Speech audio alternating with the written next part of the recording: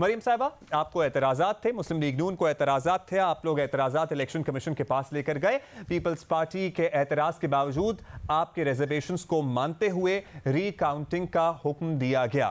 फिर आप लोगों को एतमाद होना चाहिए था इस प्रोसेस पर, आपने तो सुबह होते ही इससे बैकआउट कर लिया। जी बिस्मिल्लाहिर्रहमानिर्रहीम। सबसे पहले तो जो इलेक्शन कमीशन ऑफ पाकिस्तान है, उन्होंने वो तमाम शवाहिद देखते हुए और हेयरिंग के बाद एक कानूनी ऑर्डर दिया रीकाउंट का। और उस रीकाउंट का जो इलेक्शन कमीशन का ऑर्डर है, उसका एक सर्टन कानूनी तरीका है और उसका एक SOP है। और जिस वक्त ये सुबह काउंटिंग शुरू हुई और जो पहला ही बैग जिसको लाया गया काउंटिंग के लिए वो सील्ड नहीं था, और जब पूछा गया कि ये सील कहाँ है तो उन्होंने कहा कहीं गिर गई है। तो हमने फिर भी ये कहा कि अगर वो सील गिर गई है, जो कि सील अनसील्ड बैग गैर कानूनी अमल है, सील कभी भी अनसील नहीं हो सकती जब वो पोलिंग स्टेशन से RO के दफ्तर आती है। फिर वहाँ मिफ्ता इस्माइल साहब ने ये कहा कि आप मुझे फॉर्म 46 इस बैग से रिलेटेड के कितने बैलेट पेपर्स इशू हुए, कितना वोट कास्ट हुआ है, कितना बैलेट पेपर अनयूज्ड है, उसका रिकॉर्ड दे दें ताकि काउंटिंग के अमल को शुरू किया जाए। RO साहब ने वो फॉर्म 46 जो है वो देने से भी इनकार किया। और ये भी याद रहे कि जिस वक्त फॉर्म 45 की बात हुई थी तो 276 पोलिंग स्टेशंस में से 167 पोलिंग स्टेशंस ऐसे थे जो किसी भी पोलिंग एजेंट ने किसी भी पार्टी के साइन नहीं किए हुए, और इसी चीज को देखते हुए इलेक्शन कमीशन ने रीकाउंट का ऑर्डर दिया था। और जिस वक्त ये तमाम SOPs जो रीकाउंटिंग की लवाजमात हैं वो पूरे नहीं होते, थैले अनसील्ड हैं, थैलों की सील टूटी हुई है, फॉर्म 46 जो है वो उम्मीदवार मिफ्ता इस्माइल को या किसी भी उम्मीदवार को नहीं दिया जा रहा, जो इस बात का तयन करता है कि कितने बैलेट पेपर्स इशू हुए इस इलेक्शन के लिए, कितने वोट कास्ट हुए और कितने अनयूज्ड बैलेट पेपर्स। अब आप लोगों का मौक़िफ़ ये है कि थैलों पर सील मौजूद नहीं थी। पीपल्स पार्टी के रहनुमा सईद गनी साहब, मंदोखेल साहब सब ये कह रहे हैं कि थैलों पर सील मौजूद थी। इसका फैसला तो ज़ाहिर है इलेक्शन कमीशन ने करना है। ऑल्दो मंदोखेल साहब के मुताबिक कमरे में कैमरे वगैरह भी लगे हुए हैं तो उसके भी फुटेज बाद में देखी जा सकती है, लेकिन ये तनाज़ा तो ऐसा लग रहा है चलता रहेगा।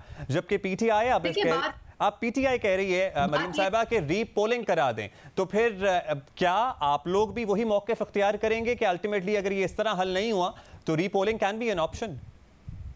देखिए, बात बड़ी इंपॉर्टेंट है कि जो RO सूबाई RO का जो रवैया है वो इस इलेक्शन को मुतनाज़ा बना रहा है। और बात सिर्फ इतनी है कि ये पीपल्स पार्टी और PMLN की या बात नहीं रही।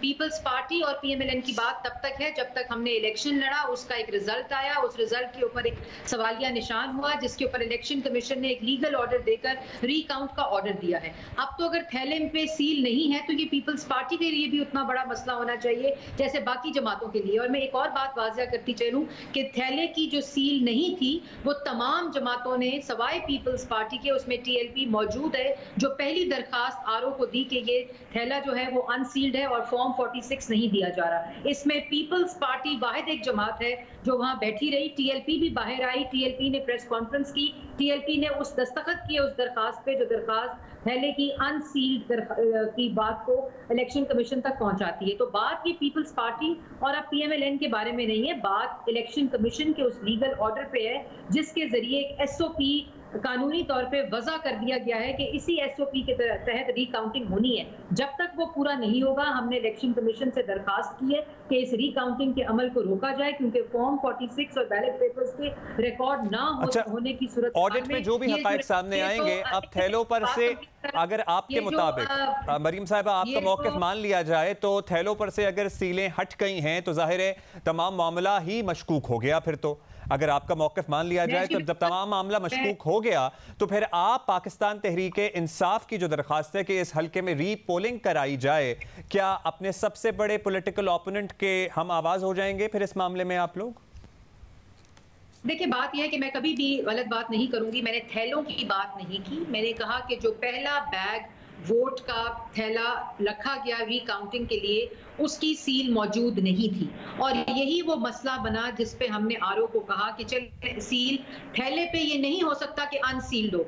ये कानूनी तौर के ऊपर इजाजत नहीं दी जाती कि थैला जब पोलिंग स्टेशन से आरओ के दफ्तर में और कस्टडी में रहे, उसकी सील टूट जाए। ऐसा नहीं हो सकता। हमारी यही दरखास्त है और मुझे उम्मीद है, हमने आज सेक्रेटरी इलेक्शन कमीशन से मैं और साद रफीक साहब गए थे, हमारी उनके साथ मीटिंग हुई, उन्होंने अपने लीगल हेड को बुलाया और उन्होंने एक्सेप्ट किया कि जो बात हम फॉर्म 46 से रिलेटेड कर रहे हैं, जो कि तायुन करता है बैलेट पेपर्स के इशू होने का और कितने यूज हैं और कितने अनयूज्ड हैं, वो दिखाना पड़ता है आरओ को रिकाउंटिंग के प्रोसेस के वक्त। और उन्होंने, हम अभी वेट कर रहे हैं, उन्होंने ये हमें कहा था कि हम आपको हियरिंग के लिए बुलाएंगे। जो लीगल हेड थे वो अपने मेंबर्स को ब्रीफ कर रहे हैं और इसी का वेट कर रहे हैं। और मुझे उम्मीद है, क्योंकि ये इलेक्शन कमीशन का ऑर्डर है, इसका एक कानूनी तरीका होता है रिकाउंटिंग का, जब तक वो कानूनी तरीका पूरा नहीं होता, ये बेमानी होगी रिकाउंटिंग।